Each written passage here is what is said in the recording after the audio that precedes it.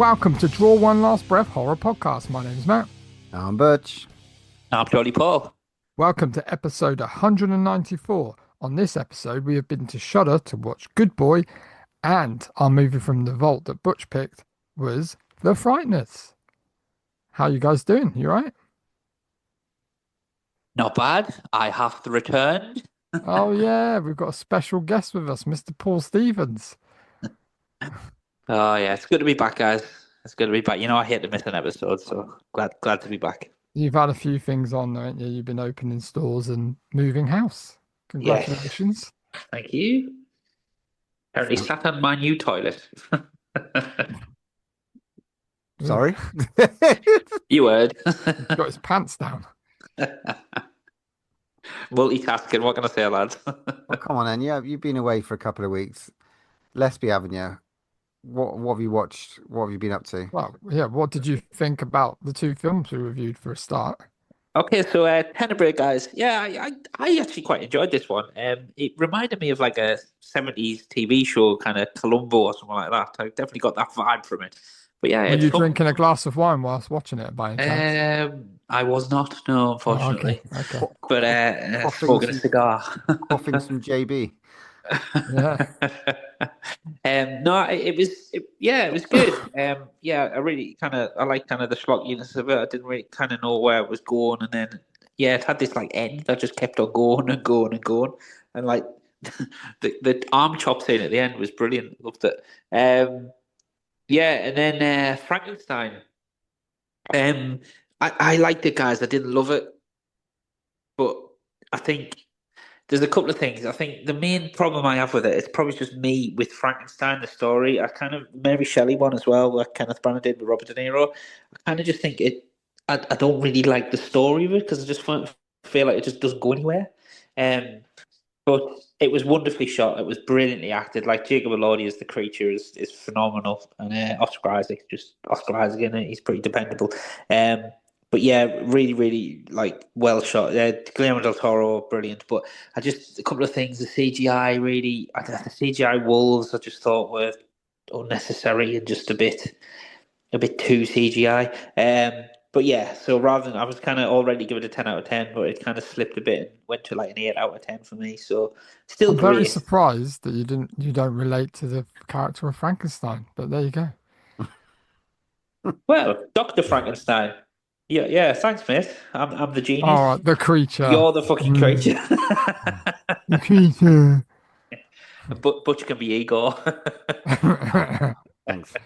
But what Eagle? The one from the Gene Wilder one. What's that one? Young Frankenstein. The goggly eyes. Yeah. Oh, brilliant. Other than that, guys, I haven't really watched a ton. We watched Gremlins with the little ones, and they loved it. And my eldest is an obsession now with everything Mogwai. So the amount of questions in the last 2 weeks I've had about bloody Gremlins. But yeah, so that was really nice watching that for the first time because they loved it. Daddy, if I feed them at 11:59, everything will be okay. Oh my God. I wish that was the ease of the questions, Matt. He wants to know what happens if have they got anuses? Oh my God. Like, that's the only thing he hasn't asked me. I kind of gone through the list of questions, honestly. You never see him take a shit. Interesting. Yeah. Well, there you go. Maybe in Gremlins 3, who knows? But, and then as long as Greta's back. Yeah, Greta. I hope Brains is back. I really like Brains. I don't think they're going to make an appearance somehow. No, definitely not. But so I watched that, and then I carried on watching It, Welcome to Derry, which I'm kind of enjoying. There's a few bits and bobs wrong with it, but I kind of am enjoying it. So, Cool. But yeah, that was me. Well, I've watched a few little bits. There's a movie which I told you about. I visited Ireland and watched a movie called Boys from County Hell, which stars one of the lasses from Derry Girls, and then Matt, Peaky Blinders, the gypsy boxer that comes in later.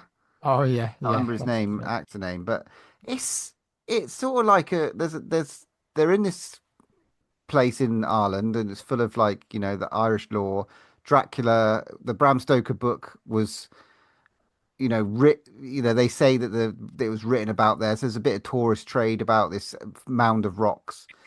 And it's witty, it's gory, it's it's quirky, and there's a really interesting look at the way that sort of the vampire lore is sort of integrated into the movie. I recommend this one a lot. It's on Prime, so go and check that one out. Cool. It's I'll a definitely go and check that out. it's a really good one. Um, Netflix just dropped Troll 2, sequel to Troll. It's sort of like an actiony movie. It's no Troll Hunter, all right. It is a bit dire, but I like the first one. But wasn't it like Troll 2 from like the 90s or something is like the worst ever movie? So I Yeah, the think worst film ever made. Yeah. so I think this one's not rivals that, but it was a bit didn't really go anywhere to be honest. So not worth watch, I think. And then me, Matt, and the family went to see Wicked for Good, didn't we, Matt? We did. We all went, like, got our snacks, went and sat down and watched it. Took a big Eh, giant eh. turd on Wizard of Oz. Yeah, yeah, not great, was it? Shame. Meh. Meh. I Other mean, than I that, have no words, lads. I have no words. lots of strange things I've been doing though. Lots of watching of Strange Things season 5. I- Oh, yes, I'm yes. I'm absolutely in love with it. That's my takeaway at the moment. I can't talk about it too much because Paul hasn't started it yet. But I am loving season 5, and I know Matt's not as much in love with it as I am. Hey, I didn't say I didn't like it. I like it. But that's as far as I'm going to go at this very moment in time. Yes, apologies for not watching it yet, lads. But yeah, I've been busy. But I'm going to Not give it accepted. got to give it a run this week. So please don't take my podcast badge off me. Maybe, maybe. What are your thoughts on Welcome to Derry at the moment? I know you've been watching that, Paul. Yeah, it's like I do. I'm enjoying it. I am enjoying it. I just think there's a few bits and bobs where look, I understand it. There's a lot of kind of lore to expand on and things like that, but some of it just doesn't need expanding on. And while I appreciate the fact they're not just recreating it because they could have quite just easily done that, I'm not sure I'm on board fully with everything that they're doing. Although I am enjoying it, I'm quite impressed with that. He kept it all pretty much in that universe. You know, it is the guy who directed it. You can tell Derry's the same. There's no like changes. It all kind of continuity wise, it's there. But yeah, there's just a couple of bits where it's like, you know, did they have to do that? And they're just trying to flesh it out. But the way they fleshed it out, I'm not sure about it. And yeah, some of the CG is a bit chunky as well. But look, it's fine. But I am enjoying it. The kid actors are great. Obviously, not too much Pennywise, but enough to kind of keep you going. Um, and yeah, I kind of like I like kind of the brutality of it, the no holds barredness of it and stuff. I just think in the past couple where they've been trying to get the exposition out, it's kind of slowed it right down for me, and I think it needs to kind of pick the pace up a bit. But yeah, no, but decent. Fair. Right then, shall we see what is in the news at the moment? Because there is a fucking lot that's come out. Who wants to go first? Me, sir, please, please, please. Since I missed last time, I just want to say, have you watched the Bone Temple trailer? I haven't missed it. I haven't seen the latest one yet. Oh, I watched it today. I was like, normally I'm not fussed, but yeah, I kind of I watched the teaser and I thought, so I'm going to watch this one today, and yeah, it was well up for that. Definitely well up for that. Very excited. I know it's probably one of the most divisive films of this year, 28 years later, but I really love it. And yeah, I think the sequel's going to be good. So look forward to that. Plenty of Jimmy Savile. Can't wait. Yeah. Well, if we're talking trailers, being a couple more that's dropped. The first trailer for Ready or Not 2, Here I Come, is out now. That'll be out early next year, starring Samara Weaving's back. It's all almost looks like it follows straight on from the first movie, but we get Catherine Newton, who is all over the horror world at the moment. We saw her in Lisa Frankenstein. We saw her in Abigail. She's done a lot So we'll be interested to see how that one pans out. And it's got the lovely Sarah Michelle Gellar in as well. So all for that. Matt, Hmm, you introduced us to something called Milk and Cereal. that's correct. Yeah. Director Curry Baker. He has got his new movie coming out in next May. It's called Obsession. The trailer looks, they're not really giving much away, but apart from like potentially some wishes, something about wishes going wrong. But it's Okay. basically a guy sat in a car trying to talk to, I don't know if it's a helpline or something, trying to change his wish. So I don't know, Hmm, no idea. But sounds interesting. we did love Milk and Cereal. That was fucking very cool. Yeah, I did like that. Really good. Really good. You got any news, Matt? Yeah, I've got one bit. Basically, old Ryan Murphy's been at it again. From um American Horror Story fame. He's got a new series coming out called The Beauty. So this is going to be out soon. Is set in the world of high fashion turns dark when international supermodels begin dying in gruesome and mysterious ways. The Beauty, a new FX series from exclusive producer Ryan Murphy. The series premieres on FX and Hulu on January 21st, so hopefully we'll get it over here.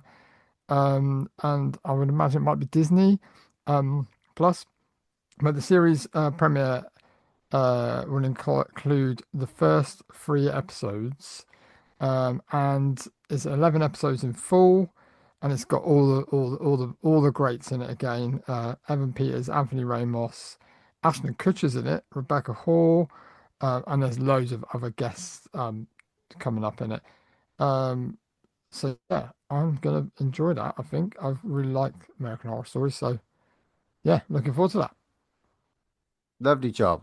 Um, we got a bit of merch news, big bit of merch. Strange Things is absolutely smashing it. If you walk into a HMV at the moment, you are going to see a hell of a lot of Strange Things merch, all different lovely kinds. I mean, I could go in there and spend hundreds of pounds easily. But Lego have brought out bringing out a new Lego set. I think it comes out in January, doesn't it?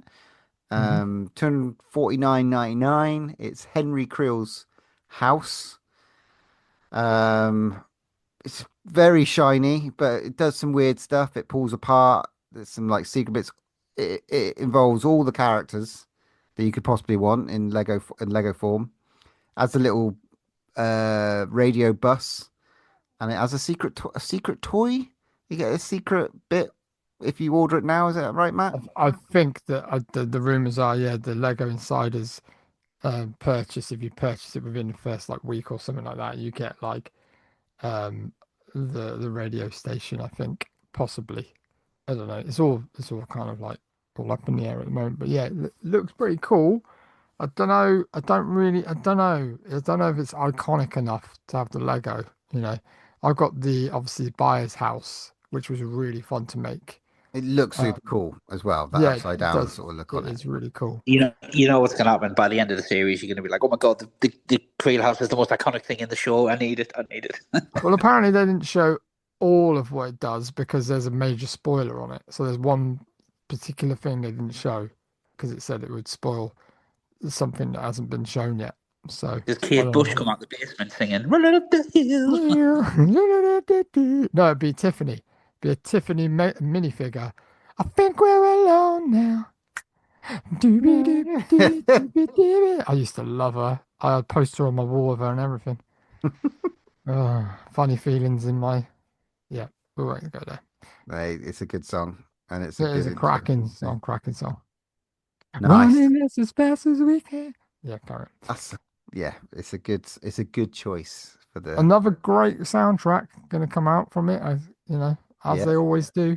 yes, there will be. Okay. Is that all the news we have? I think so.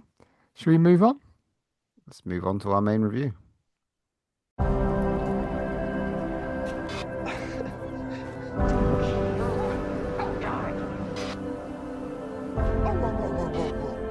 Look who's here.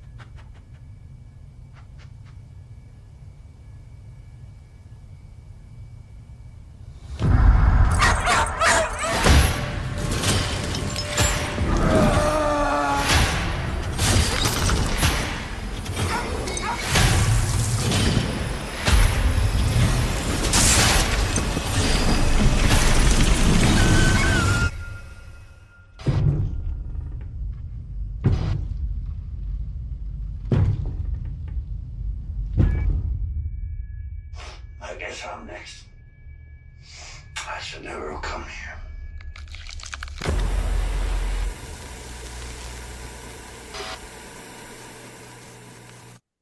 Okay, so this episode's main review is Good Boy. Now, obviously, this came out in the theatre a couple of months back.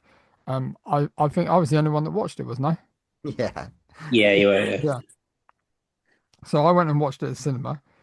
These guys didn't, but then we didn't really get a chance to do it. So we decided that because it popped up on Shudder, that we would do it as our main review this week. So a little synopsis. I'm sure you saw all the buzz around the social media when it dropped, but a loyal dog moves to a rural family home with his owner, only to discover supernatural forces lurking in the shadows as dark entities threaten his human companion. Yeah. What did you guys think about this? Not what I thought it was going to be. There's some good things to take away from it. It felt a bit hallmarky, in terms of its approach. I don't understand the hype.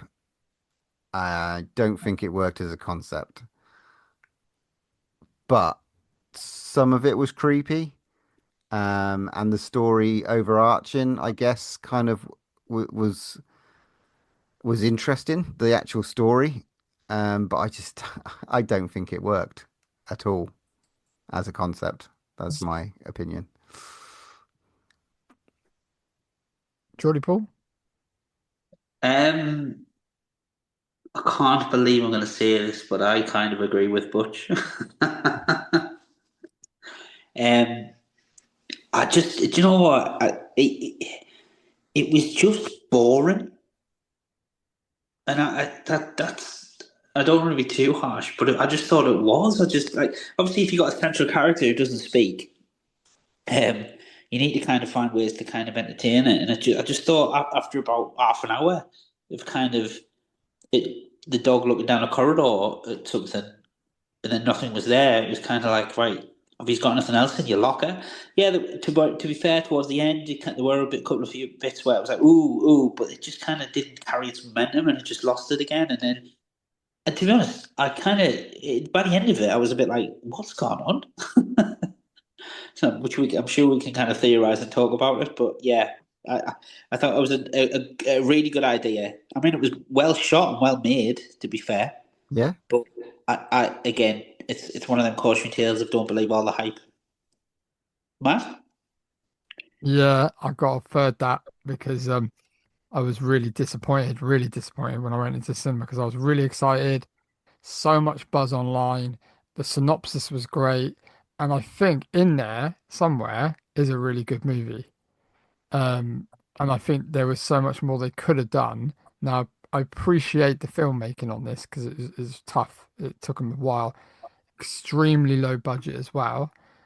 However, to not poo on it completely, I did think the dog was absolutely amazing. Like that dog, it just the is it emotives in his face, just scared, like just confident, happy. You could tell all these emotions through the dog without saying stuff. But I didn't really gel with the relationship between the dog and his owner. And I know that you kind of like not men are like the owner as much because he's going through some shit, but he's really horrible to him. I didn't like that. Yeah. It really pissed me off. But are you supposed to like feel like that? I don't know. We'll get into it, I suppose. Yeah, it'd be interesting how did it like feel on the big screen and stuff because Yeah, I bet it looked pretty good. Like, because it did. It did. It looked yeah, really good, and the sound was really cool. Like all the rain and the storm and stuff like that. The sound was really good. But it just, it did just lose me a lot. I was just going, right, when's it going to start? You know, a bit like Skinamarink in sort of that style, a lot less suggestive and stuff. Yeah, like, suggestive have you just horror, seen? Yeah, which is an interesting new, I don't know, kind of that whole concept. I don't know, but yeah, the dog, like you said, was interesting to watch, but they didn't fucking do anything with it really, apart from like run down and Yeah, I just thought he was going to be. I thought, I, I guess I didn't think. Let's get into it, shall we? Because what Yeah. it's actually about. So, his owner's going through, I would guess cancer. He's going through cancer treatment. So you're dealing with the dog's sort of emotions, and this is the dog's almost kind of seeing death come over his owner, and he's sort of chasing death, I guess, through through the whole movie, which is what I've sort of felt like death is coming for his owner, and it's how the dog is dealing, like Indy, the dog is dealing with that, I suppose, in the That sort was also really weird because my son's called Indy. yeah, in the form of like, shadow play, creepingness, and seeing something and turning the head and seeing what's not there. So that's the sort of generalness of it. Um, and you learn exposition from, you know, phone calls in the background. That's the sort of conversations between brother and sister is sort of all you get. But yeah, is that what you got from it? That he's going through some treatment, and I guess death is coming for him, or was there more to that house than meets the eye? I don't know because it kept kind of referring to the relationship that his dad had with his dog before. Like there's a lot pointing to something about the house maybe, or there was something that was lurking in the background of the house, or was it is this thing just latched onto him because he's weak and stuff, and now he's in the house, it's taking kind of form and taken over him, or is it? It's just like it's so open to interpretation, isn't it? It's like you've got to make up your kind of mind. But it was, I don't know. I was expecting maybe kind of a big bad or some kind of monster or some sort of entity or something that the dog was going to protect him from more, like, and it would be a more inventive way of the dog protecting his owner. I thought every night the owner was going to get tormented by something. I was expecting more paranormal activity. Yeah, yeah. And the dog was there to help him. And they could have really thought of a really cool way of the dog to save him in the end. I thought, anyway. I kind of what I thought was going to happen, which they kind of like you said, it was a bit all over. So obviously you get like a prelude shot with the owner kind of getting carted off to hospital, and I thought that was going to be the end of the film essentially. Do you know what I mean? I didn't really Mm. get the impression that they moved on, but I thought when they moved to their granddad's kind of cabin in the woods thing, and then he finds all these home videos, and it kept alluding to the fact there was like noises coming from like the basement and stuff. I thought that they were going to find out that the granddad was into some like freaky stuff and like That's what I kept thought. people Yeah. down there, and then the kind of the Your entities your were lookalike, your lookalike, Larry Fessenden. yeah, well that's it. Thanks, man. Yeah, but like I thought the entities were going to be like the victims trying to get revenge on the kind of people, or that whole like grave desecration thing, like bodies to rest type of thing. I thought that was what the whole gist of it was going to be. Then I kind of went. I didn't initially think he had cancer. I thought he was a drug addict. Because Yeah. obviously I didn't realize he'd gone for chemo. I thought he'd come back after like shooting up and he was all high, and that's why he was kind of irritable. And yeah, just for the the listeners, Matt's holding up a picture of my lookalike, and to be fair, It's uncanny. it is, especially with my hair at the minute. Brilliant. So yeah, and I do keep bodies in my basement as well. That's a coincidence, isn't it? I don't really. But yeah, so I just kind of thought it was kind of like leading you down some roads that, and that kind of keep you guessing. So it kind of kept you interested. But then there was no payoff to that. It was just a bit, like I said, Mm. there was just a lot of dogs looking. And Matt, I would question something about the dog, right? Because Mm. there's definitely a scene in that film where they had to do a close up on the eye, right? And it's 100% computer graphics, right? Oh, is it? 100%, unless it's a very very HD looking shot. I don't know, but I thought it was to get like the kind of I don't know the way the eye moves and stuff. Well, it might not be. If I'm wrong, I'm wrong. But it looked like CGI. So I'm just wondering because you're right. The dog looked sad and happy and scared. You know what I mean? Mm. In order to get that, I'm just wondering have they tinkered with it with the used a bit of AI or Maybe, CG or yeah. something. Because, Possibly. how do you get a dog to look terrified and look scared without putting it through some real mental anguish? I don't Have you met Butcher's dogs? Well, fair enough, yeah. But, I mean, good shout, actually. We go through that every podcast, so. But no, the plot was just a bit all over for me. And then kind of, I like I said, wasn't And it didn't, particularly and for scared me, or freaked out. it didn't pay off either. Like even the ending, I was just like, it's not, just didn't pay off for me. It was just like, oh, is that it? Well, what was the ending? What happened? Exactly. Like in my head, he found Death came for him and took him. yeah, like death came from him, and like it was, I don't know, like a metaphor, I guess. Like he wasn't really dragged into the tunnel, or did he get dragged into a tunnel? Well, there was definitely a thing where I don't know if you've noticed, but you never saw his face through the entire film No. until he died. And then he kind of goes, oh, like, he starts to, like, pet the dog and say, you're good, and you've saved me, and you kept me alive. And then he realizes he's actually dead. But then he ends up in the basement with the skeleton of the old dog. Mm. Yeah, there was some ropey bits.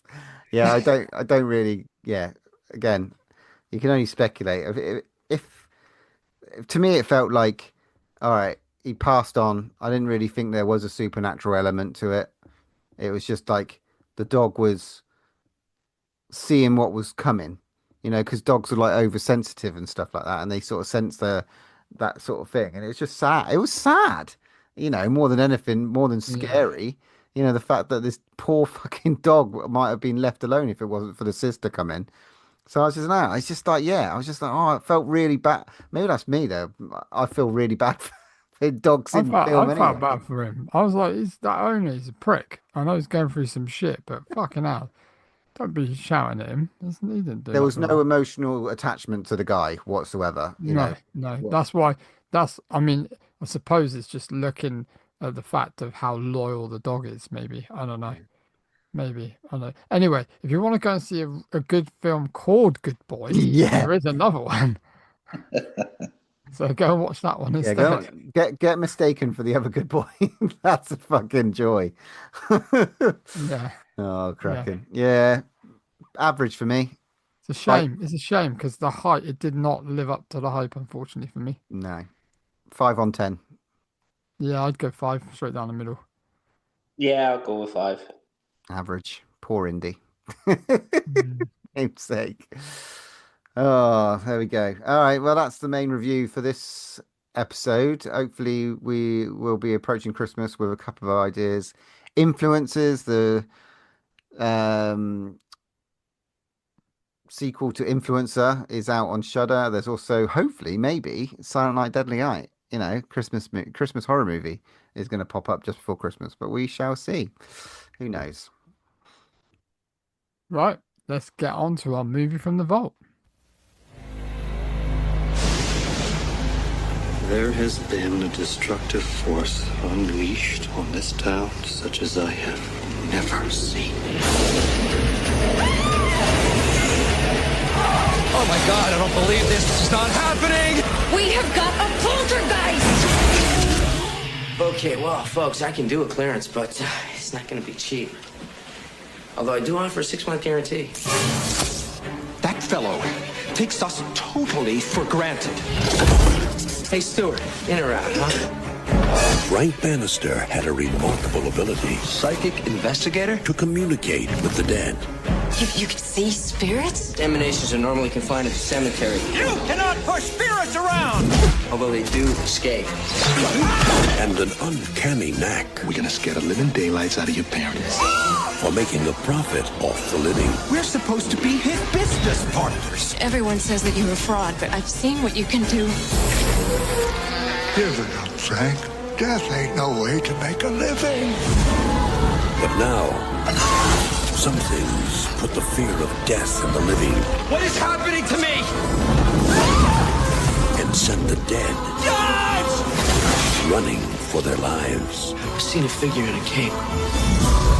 That was the Soul Collector.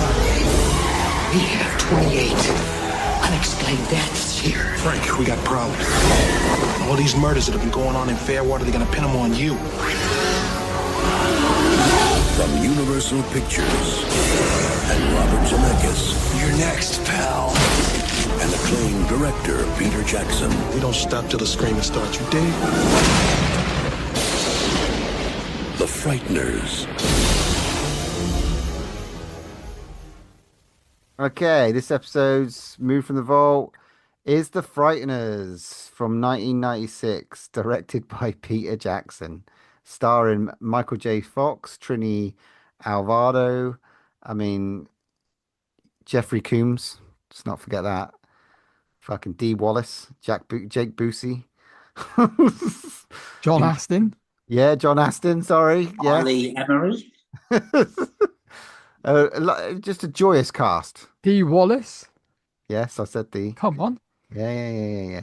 So the movie, anyone remembers this one from the mid-90s? After a tragic car accident that kills his wife, a man discovers he can communicate with the dead, and he uses that gift to con people. However, when a demonic spirit appears, he may be the only one who can stop it from killing the living and the dead. Matt, can you remember watching this? No. Back in the day, you can't. No memory of it. I don't think I watched it. Like I didn't even know that I hadn't seen this until I started watching it. And then I was like, hang on a minute. This is like, I've never seen this. So, and on your first watch, what do you think? Wow. Let's go through the scores, right? Michael J. Fox, right? Massive tick. Peter Jackson, come on. We know Peter Jackson. We love his movies. Massive tick. Obviously, this is way before Lord of the Rings. Massive tick. Soundtrack. Yeah?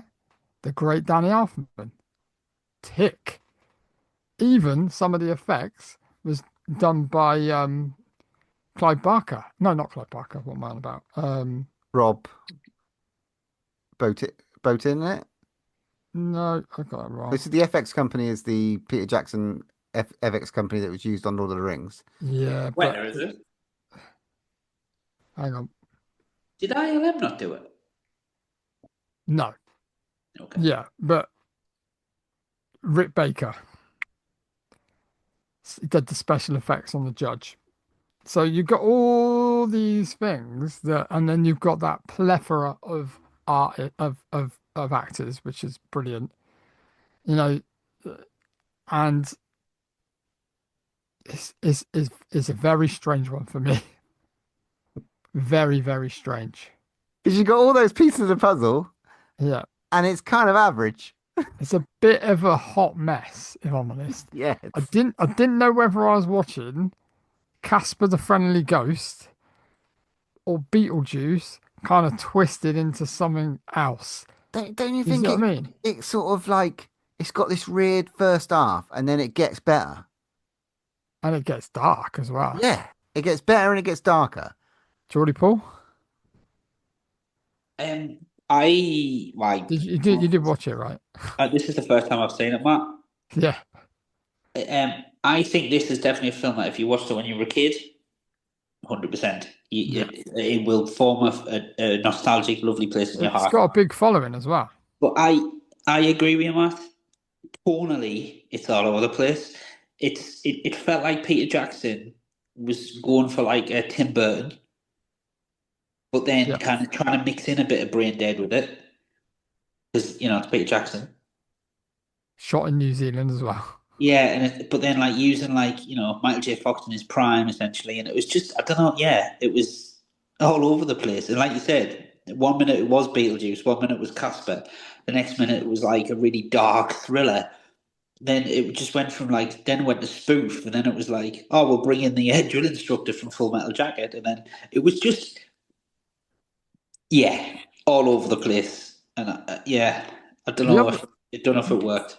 The other thing is, I don't know about you guys, but obviously you know that I'm a massive, massive Back to the Future fan, right? But I just couldn't watch this without thinking that Michael J. Fox didn't seem like he was there.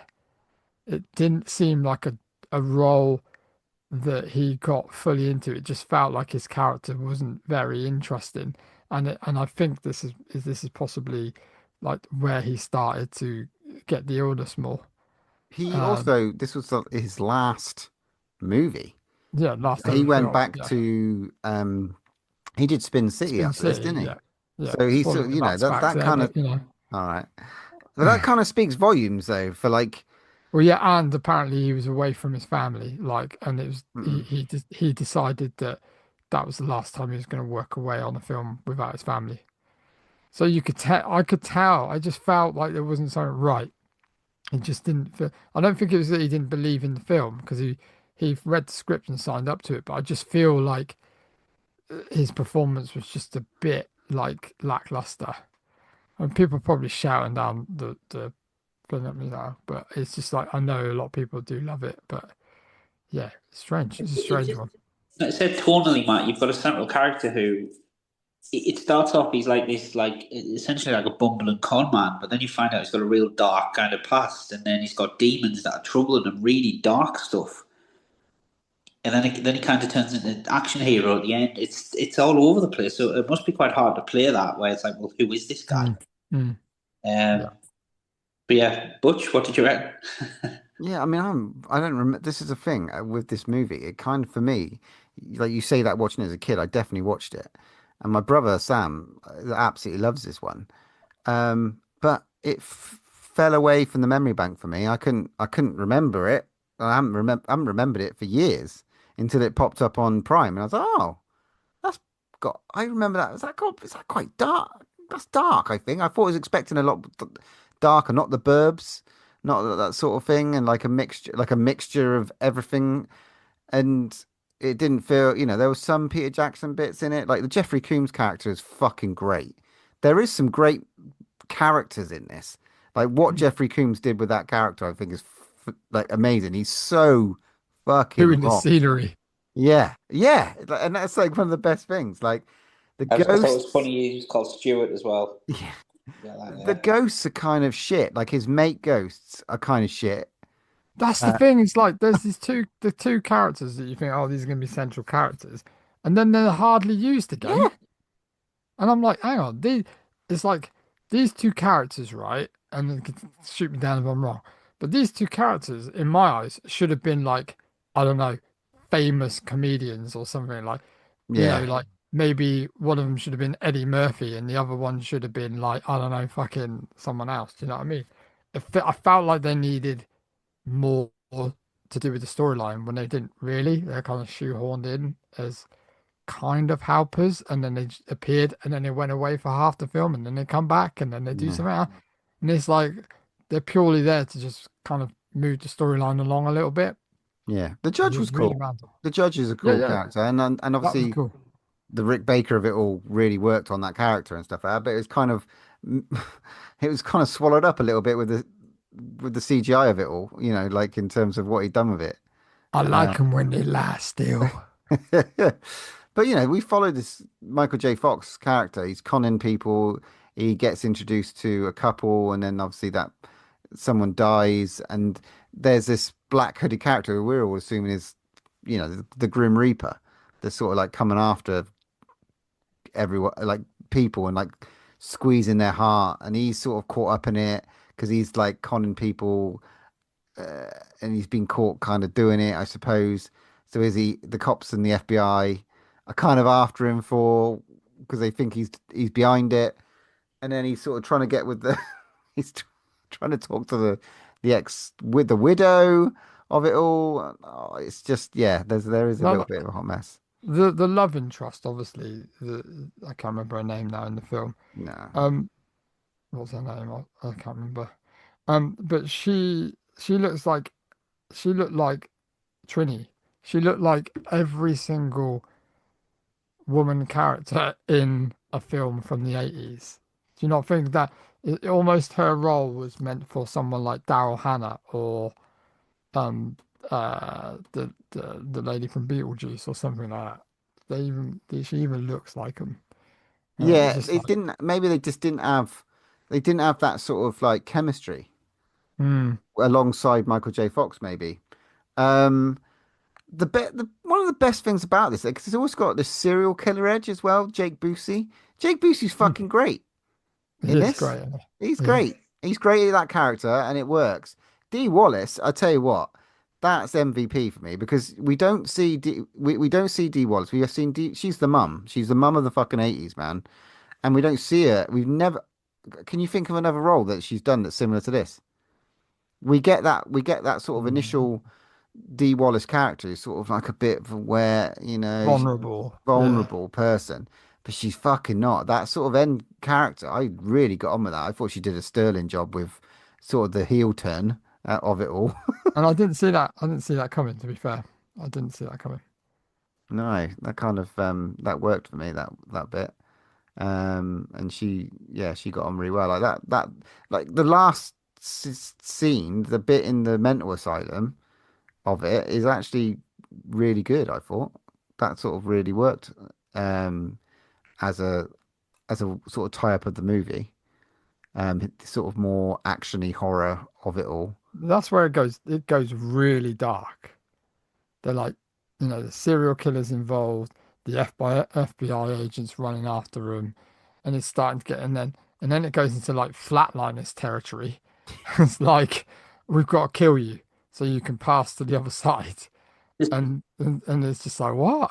The FBI agent was bonkers. I mean, again, it was almost like Jim Carrey-esque. And I was like, right, okay, what's his deal? And then his reveal that he's like being abused by like satanic cults when he was growing up. It's like, what? That's crazy. What I mean. It goes dark, Yeah. and it's like it's so comedic and fluffy, and then like those other before, like Beetlejuice and stuff like that.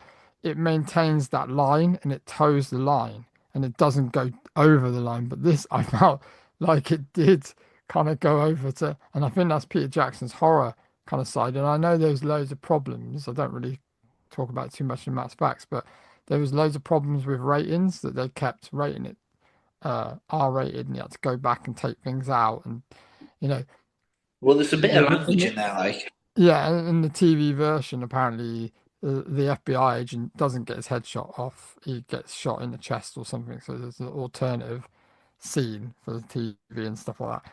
But it's just it just goes. I think it just toes the line too much and then it just goes too batshit. And then I can see why the ratings were so tough on it. Yeah, I totally agree. But it kind of, I wasn't what I was expecting. And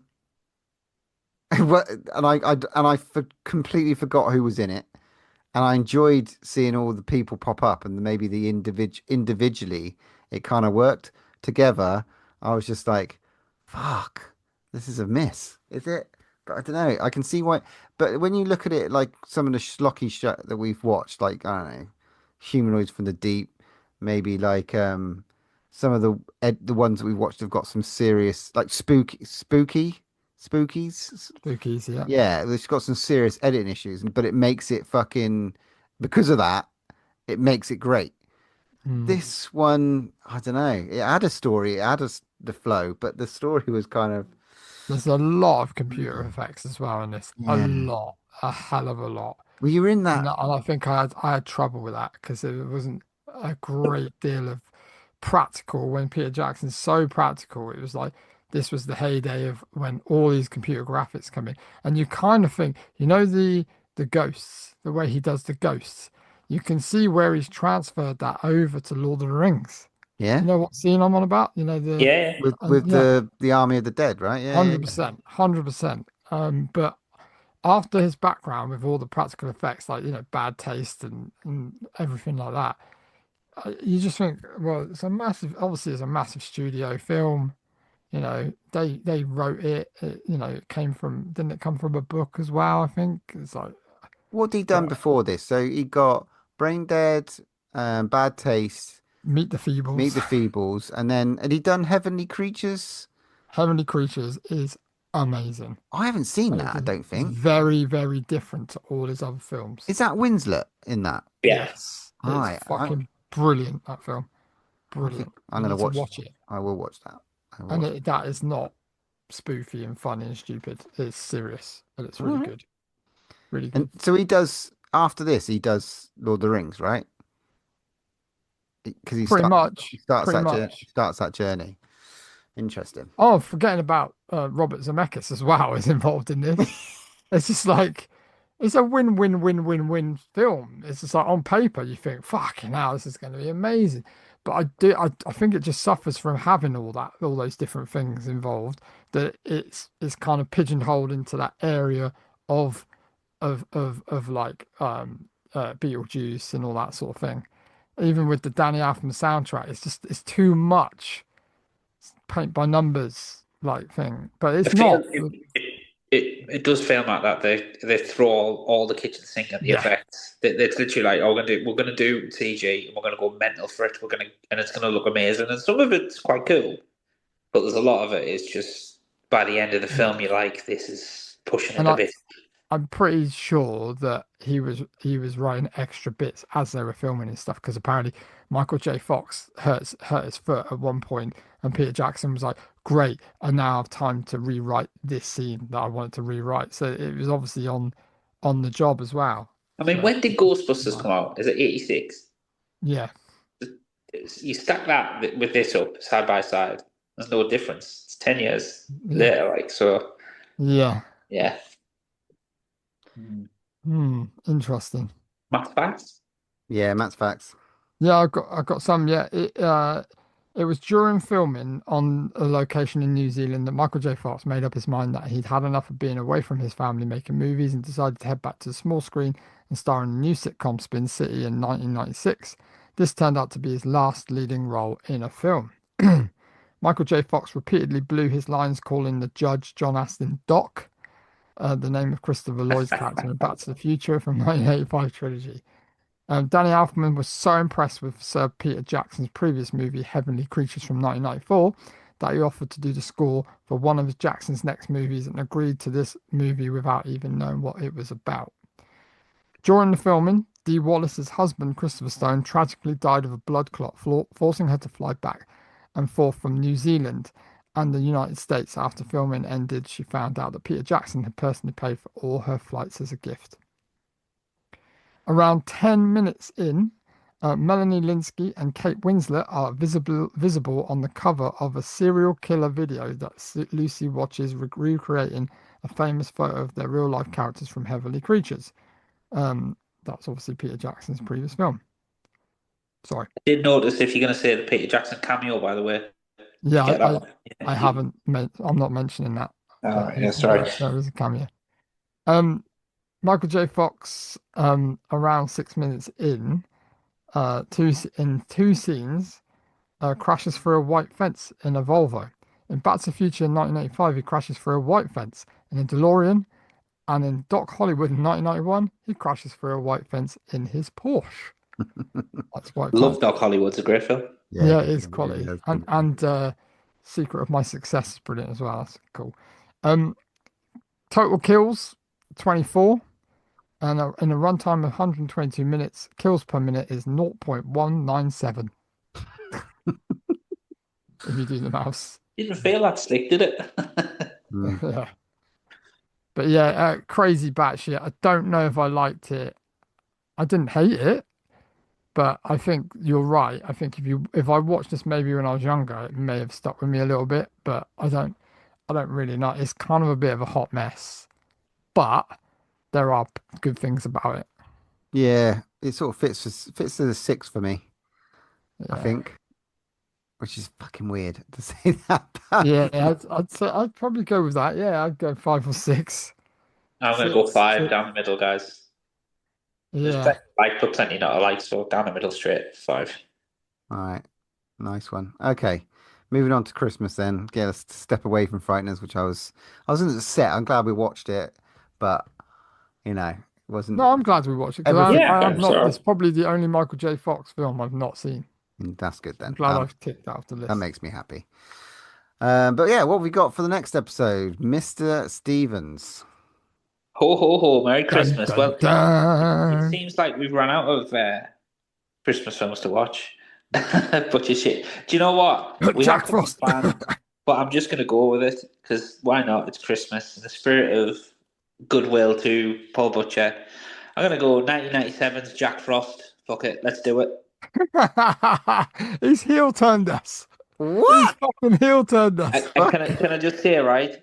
I'm going to have to pay for this as well. So, look forward to the next episode. I mean, fuck it. It's Christmas time. I was going to pick a non-Christmas film, but fuck it. Let's do it. Jack Frost. Let's leave our brains at the door. Enjoy the bathroom scene. Okay. Well, to be discussed. Amazing. Okay, cool. Thank you for that. Merry Christmas, mate. Very much appreciated. Okay, that's episode 194. Done. We're moving on to 195. We will be doing hopefully Silent Night, Deadly Night. If it appears in cinema near us. If not, we've got alternatives. Paul has picked an absolute treasure from the vault. Shannon Elizabeth from American Pie. Jack. We're not watching the fucking what's his name? Jack Frost. The proper Christmas The Michael Nice Keaton one. one, the proper one. Yeah, we're not watching that shit. This is some great Christmas holiday action. Amazing. So yeah, that's awesome. I suppose the only thing left to say is when there's no more room in hell, here's another podcast. I am the devil, and I am here to do the devil's work. You can follow us on Twitter @DrawOneLast, Instagram @DrawOneLastBreath, or pop us an email at drawnelastbreathpod@hotmail.com.